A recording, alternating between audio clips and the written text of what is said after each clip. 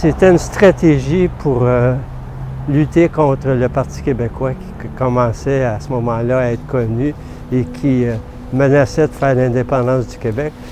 Et moi, je pense que ça a coupé le mouvement. Il y a des gens que je connais qui ont cessé de militer totalement. Il y a des gens qui ont été traumatisés par cet emprisonnement-là, par ce qui pouvait leur arriver. Dans la nuit du 16 octobre 1970, Pierre Elliott Trudeau suspend complètement les libertés individuelles au Québec en proclamant la loi sur les mesures de guerre. Dans le cadre de cette loi, 497 personnes vont être arrêtées arbitrairement au Québec. Je vous présente un de ceux-là, Serge Mongeau. La plupart des gens ont été arrêtés pendant la nuit. Puis surtout, c'était l'incertitude. L'incertitude, qu'est-ce qui va nous arriver?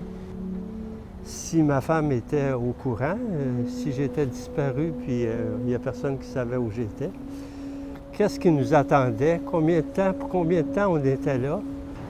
Appartenaient, eux autres, ils nous voyaient comme des terroristes épouvantables, puis ils se méfiaient de nous autres, puis ils se tenaient toujours loin, en tout cas, puis ils barraient les portes à double tour, toujours après qu'on ait passé quelque part, en tout cas.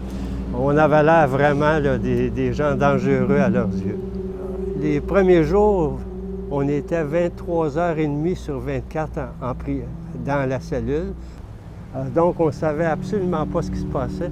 Tout ce qu'on pouvait voir de ma cellule, moi, je voyais un peu à l'extérieur, puis je voyais qu'il y avait des militaires qui étaient devant Parthenay. C'est important qu'on dénonce les actes qui vont contre la démocratie. Finalement, c'est allé bien trop loin.